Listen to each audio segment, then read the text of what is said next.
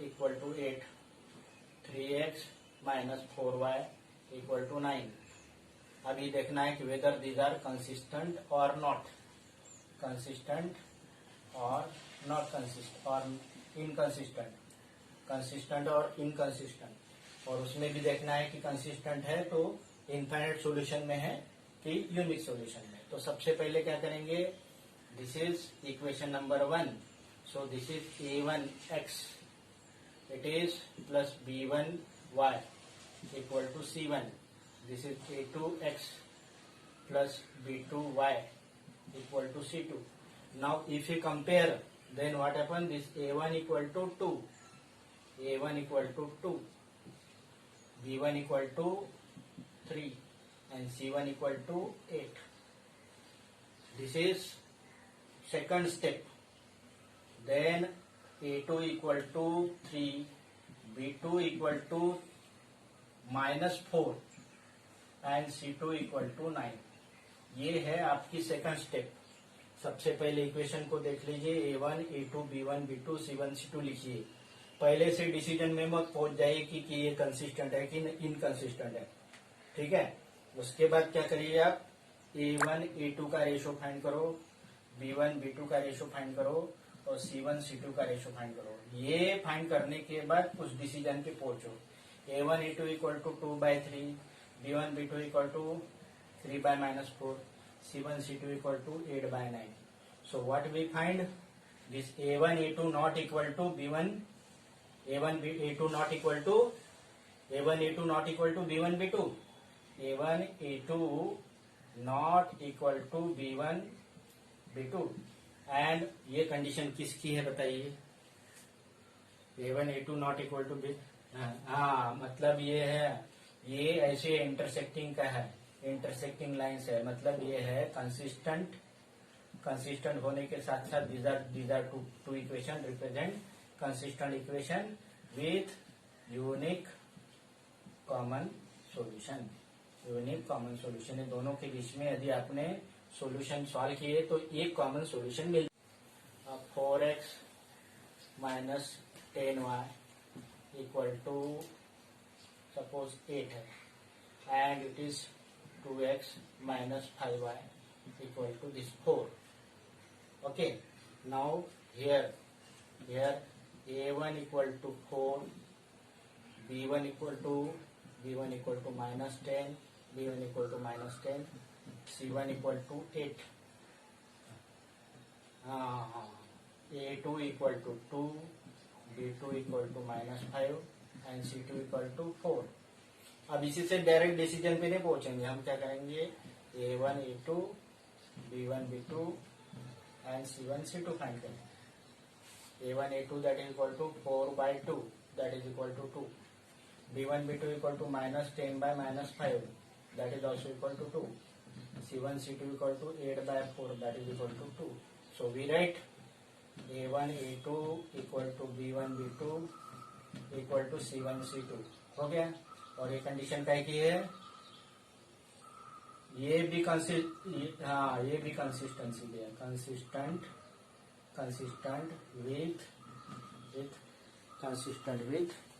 Consistent with infinite common solution, consistent with infinite common solution. Clear. हाँ, note कर लीजिए, note कर लीजिए. और नोट नहीं किया तो वो बाद में आप उसको वीडियो रिकॉर्डिंग में आप जो है रिकॉर्डेड इसमें देख लीजिए. ठीक है. क्लियर. तो एक और प्रॉब्लम ले लेते हैं. ठीक है ना. और उसके बाद मैं के वैल्यू फाइंड करने का ले लेता हूँ. How to. सपोज और एक इक्वेशन है. सपोज दिया है 3x minus 8y equal to 4 से 6x minus 16y equal to 9 है. 6x प्लस है. Here what happened?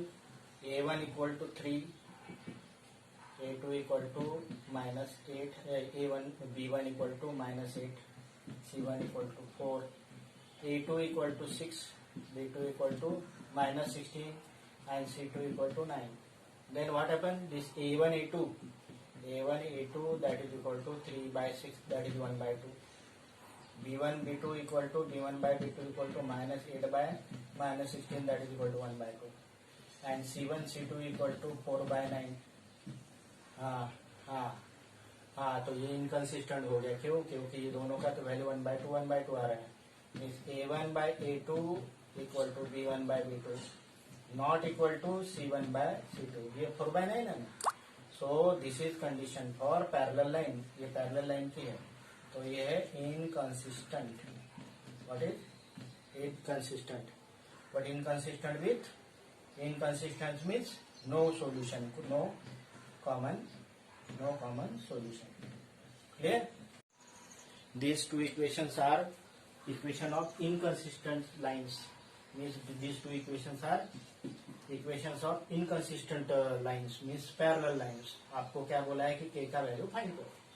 k का वैल्यू फाइंड करो तो आपको पता है कंडीशन क्या है पैरेलल लाइन की।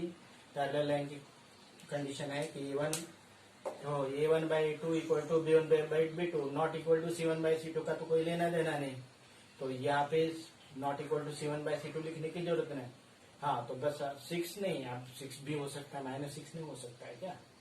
तो मैं क्या कर देता हूँ, a1 लिखता हूँ, a1 इक्वल टू 3, b1 लिखता हूँ k, c1 इक्वल टू हाँ, तो ये a2 equal to k, b2 equal to 12, c2 equal to 6।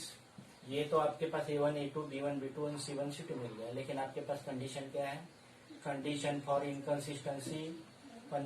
Inconsistency is a1 by a2 equal to b1 by b2 and not equal to c1 by c2। तो not equal to का छोड़ देते हैं, अभी a1 by a2 equal to b1 by b2 करते हैं, तो हो गया it implies 3 by k equal to k by 12। Cross कर दिए तो हो गया k square equal to 36। k square equal to 36 means how much value of k कितना हो जाएगा? हाँ, ±6। खाली 6 आप छोटी क्लास में होते तो ठीक है 6, अभी क्या है ±6। और ±6 दोनों यहाँ पे डाल के चेक कर लीजिए, एक बार प्लस डाल के चेक कर लीजिए और एक बार माइनस डाल के चेक कर लीजिए कि वेदर दिस वैल्यू कम क्या माइनस भी प्लस डाल दिया तो ये दोनों value a1 by a2 plus आ जाएगी और माइनस डाल दिए तो दोनों वैल्यू ये माइनस आ जाएगी, इक्वल आ जाएगी। ठीक है ना? So this is how this questions are asked in the examination. सबसे पहले क्या दिया जाएगा आपको कि कंसिस्टेंसी और इनकंसिस्टेंसी फाइंड करो। कंसिस्टेंसी इनकंसिस्टेंसी फाइंड करो तो वो क्या हो जाएगा, ये सिंपल मेथड से फाइंड करो, by which method, by this formula. और वो होने के बाद आप क्या बोलेंगे कि भाई कंसिस्टेंट है, इनकंसिस्टेंट है, या तो दूसरा बोलेंगे कि इसका ऐसा k का वैल्यू फाइंड करो। तो ये आप ध्यान में रखिए कि this type of problems are asked. तो आपको मैं 1-2 प्रॉब्लम ले लेता हूँ, फिर हम ग्राफिकल। कितने टाइम हो गया देखो रे? हाँ 11:45। हाँ, तो 1-2 प्रॉब्लम करो। हाँ ठीक है, 1-2 प्रॉब्लम करो और मुझे बताओ, ठीक है ना? तो मैं फिर कल सॉल्व करने का ग्राफिकल मेथड, फिर अलजेब्रिक मेथड। पहले मैं क्या कर देता है, अलजेब्रिक मेथड दे दूंगा। हाँ चलो लिखिए, तो कंसिस्टेंट है और इनकंसिस्टेंट है देख लीजिए, आपके टेक्स्ट बुक के प्रॉब्लम है। Check whether this equation are consistent और inconsistent. 2x - 3y = 7।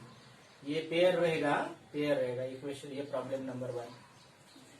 Check whether these are equations are consistent और inconsistent। देख लीजिए आप।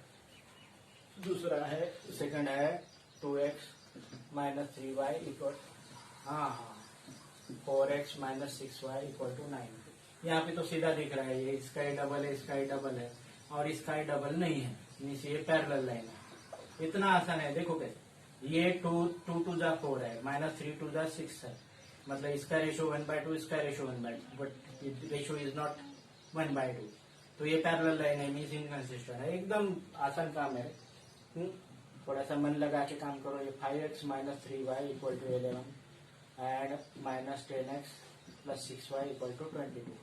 ये भी -22। ये भी नियर अबाउट मुझे लगता है कि ये बहुत आसान काम